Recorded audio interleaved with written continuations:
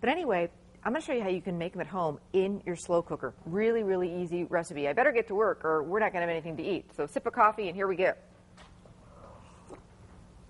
Okay. When you're doing slow cooker recipes, about 80 or 90% of them, I take the time to brown the beef, in this case, brown the chicken, brown the pork. If you have that extra bit of time, I think it just tastes so much better.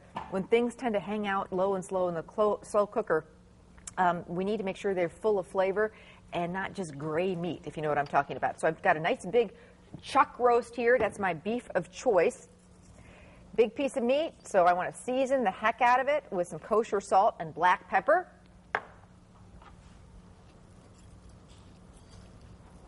There we go. A little bit of olive oil in the pan. Big skillet. And I'm just going to brown this big piece of meat just for a couple minutes on each side. Just to get a little color on it. A little bit of flavor. Just really make it taste good.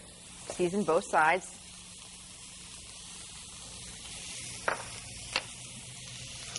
Salt and pepper. There's my salt. And this is just a real quick thing. Looking for just a little bit of brown. Yep. On all sides if you can do it. I have to tell you, I had my first authentic chili cheese steak in Philly. My brother-in-law, who's a doctor now, was interning at one of the Philadelphia hospitals. So my brother and sister-in-law moved to Philly, and Bob and I visited way back when, years and years ago. And, of course, we're in Philadelphia. You got to go have a Philly cheesesteak sandwich. So, oh, nothing better than the real deal. And ever since then, I have been absolutely hooked. Just love them. So, no, this is not the traditional Philly cheesesteak sandwich. I get that. Normally they use that, steak, and they slice it really, really thin, and they, fry it up on one of those big griddles that they have. But this is my version, great game day version, just to make it real easy.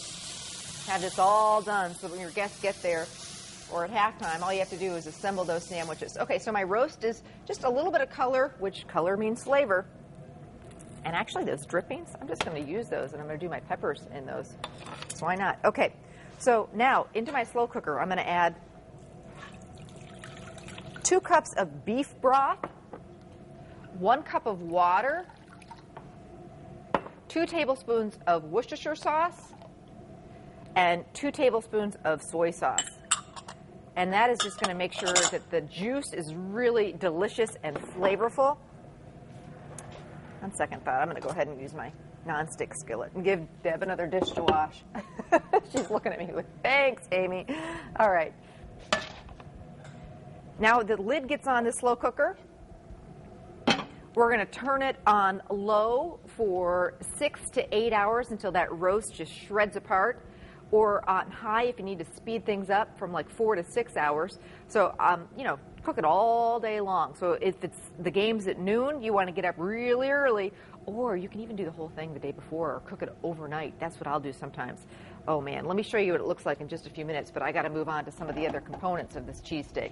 Here's our one that's been cooking. Wow, you could just smell it at home. All right. Philadelphia cheesesteak, to me, always has the onions and the peppers and all that great stuff. So I'm just melting a little bit of butter in a skillet.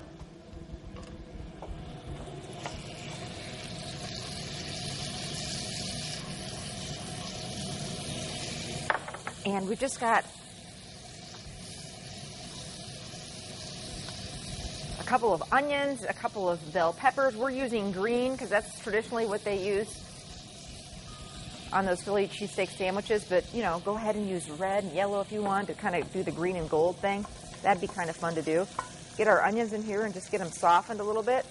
Now, this is one of those things, the onions, the peppers, and the mushrooms is one of those things. You can have them all sliced and ready to go, but you don't really want to be sauteing those until you put these sandwiches together. Otherwise, they get a little bit wimpy on you. And then I like mushrooms. Got some sliced mushrooms here. Get those going. Always season your vegetables. My seasoning of choice is a little bit of garlic salt and pepper. And I'm just going to let those hang out and do their thing. Get a little bit soft, but not too soft. So if you have one of those, you know, portable burners, those are really nice. Or even after you get these vegetables all sauteed, you could actually have one of those smaller slow cookers and just kind of keep them a little bit warm.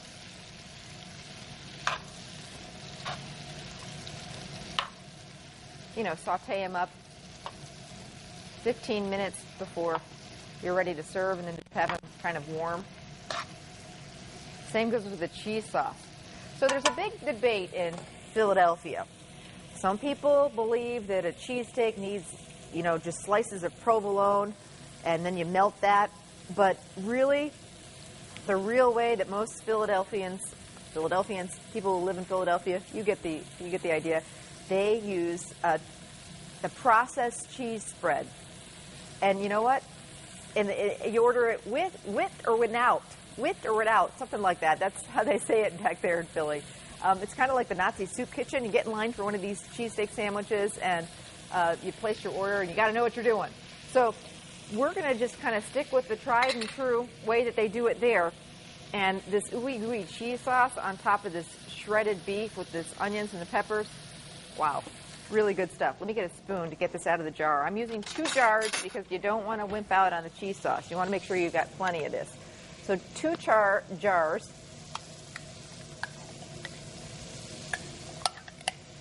This is just the cheese whiz in the jar. I know it's naughty, but you know what? Dieting during a game day, that's tough.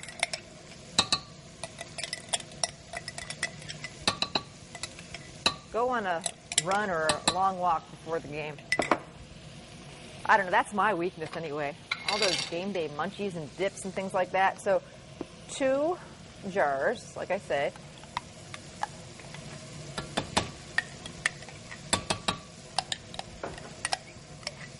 You could also heat this right in the microwave. 1/4 cup of milk. I like to start with a little, and you can always add more. Sometimes that sauce gets a little bit thick on you. And that's it. Not much of a recipe for that one. I'm going to just get a whisk and whisk that together. Be careful when you're heating this. It can burn real easy on you. I'm just going to kind of do that on low. Is anybody else as excited about this recipe as me? Oh, Deb says she. All right, everyone's saying, okay, yeah, you're with me on this. I know, you know, fancy stuff, steak and lobster, that's all good once in a while, but give me that game day food, the brat, the burger, the cheesesteak sandwiches. Yum. Sloppy Joes. All right, so those are starting to get a little bit soft. Not too soft, just the way we like them. Cheese sauce just starting to warm up a little bit. And let's check on the meat. So this is our beef that's been cooking.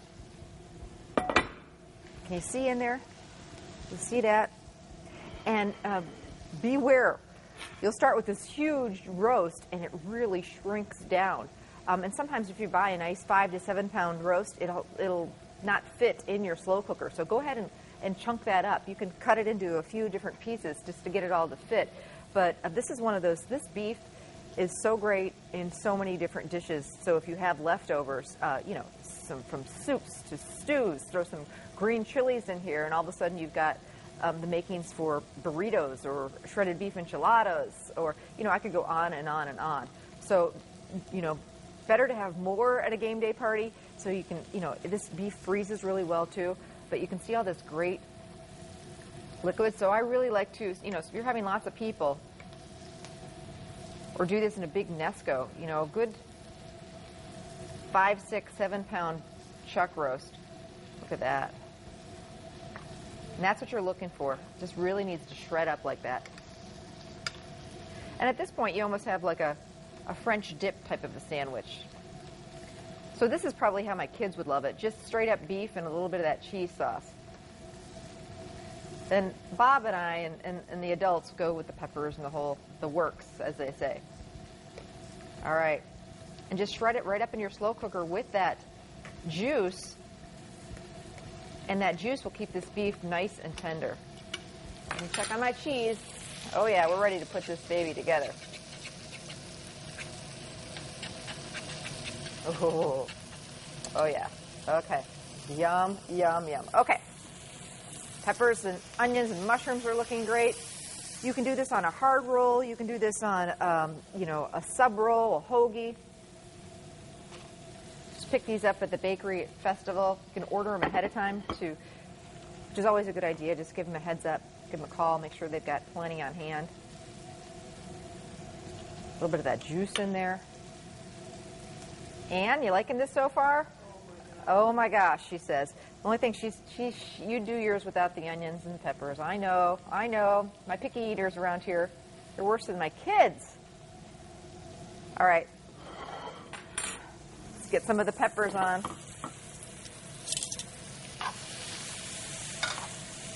Definitely should have done green and yellow peppers. What were we thinking? Keep it all green and gold. But, we got the gold. We got the cheese. Some of those mushrooms on here. And now, save the best part for last.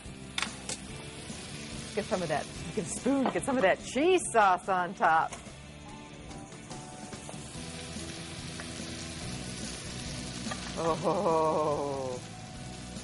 Oh yeah, there you go. My slow cooker Philly cheesesteak sandwiches.